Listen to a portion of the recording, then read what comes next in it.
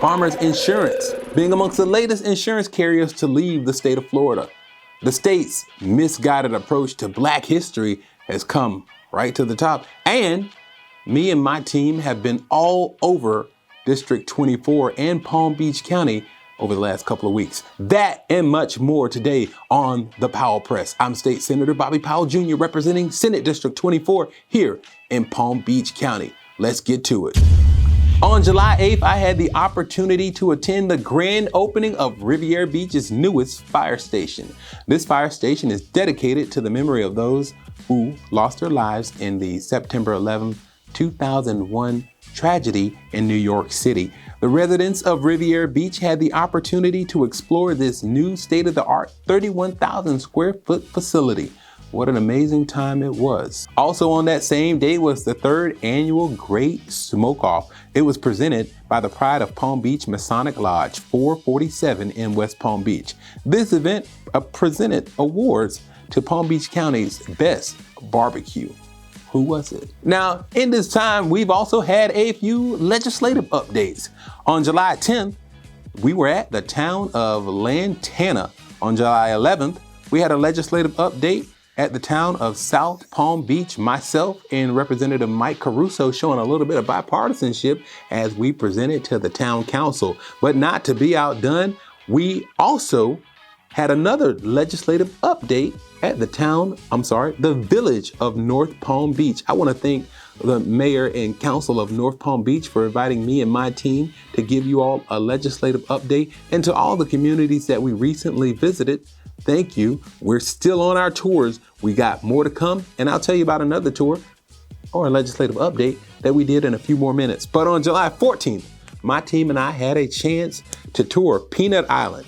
Fun fact, the name Peanut Island actually came from old plans that were used that would have Peanut Island be the place where they would actually ship peanut oil. Interesting. I was also fortunate enough to bring home $750,000 in the budget this year to support some plans and redevelopments of the historic restoration of Peanut Island. Now, during this tour, we also spent time remembering John J.J. Piscaldo, who was the legislative aide of Senator Tina Polsky, who unexpectedly died a few weeks ago this summer.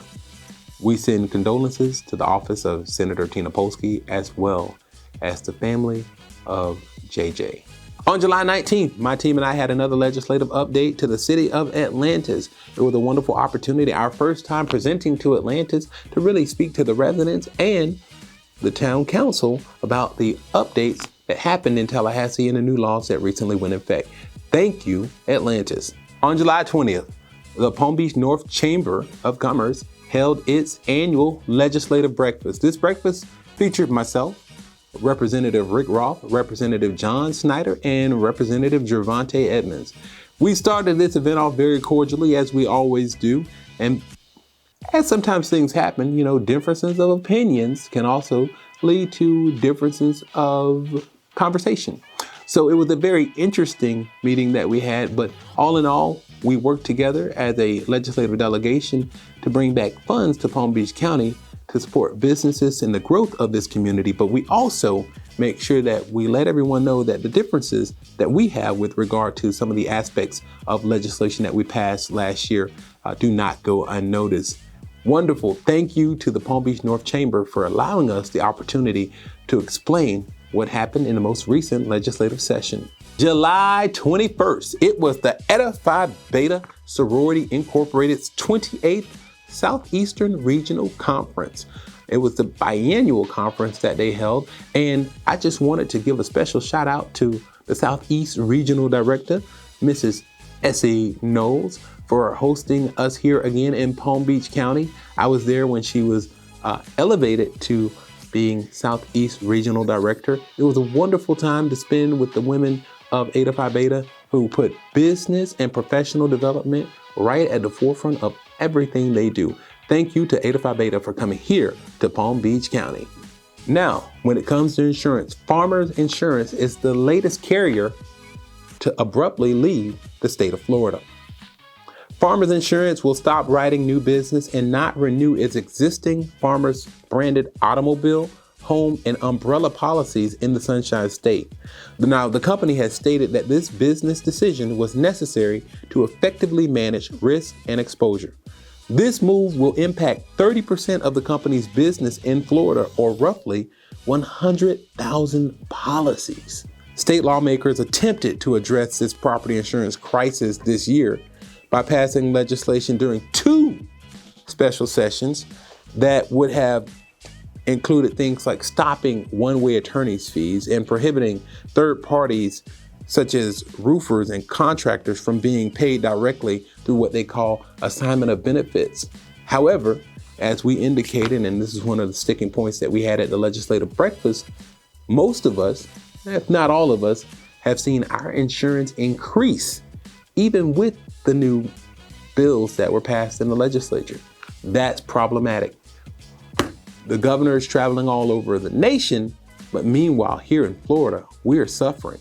We need some real insurance reforms to make sure that those of us who live in Florida can stay in Florida.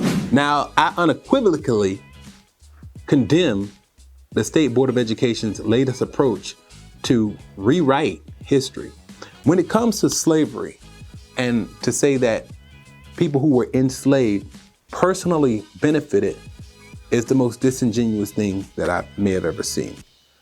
It's disheartening that it was a unanimous vote on the State Board of Education to push this type of language. This is another attack on the rights and choices and freedoms here in the state. And when you say this is the freest state in the nation, but you continue to push propaganda, it becomes problematic. In a press release that I released, not only did I condemn this action, but I also asked the question that civilization throughout time where people have been held captive, did that benefit all of mankind? The answer is a simple no. The state of Florida, once again, got it wrong. I ask that you continue to stand with us and also make sure that your voices are heard when you see this very dangerous type of approach being put in terms of history.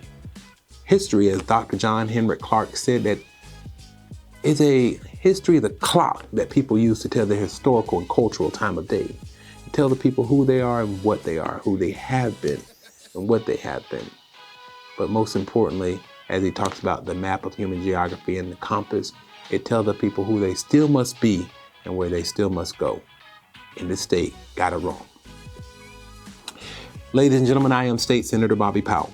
Of course, you can find us on YouTube, Instagram, LinkedIn, Facebook, and Twitter for another edition of the Powell Press, representing Senate District 24 in Palm Beach County.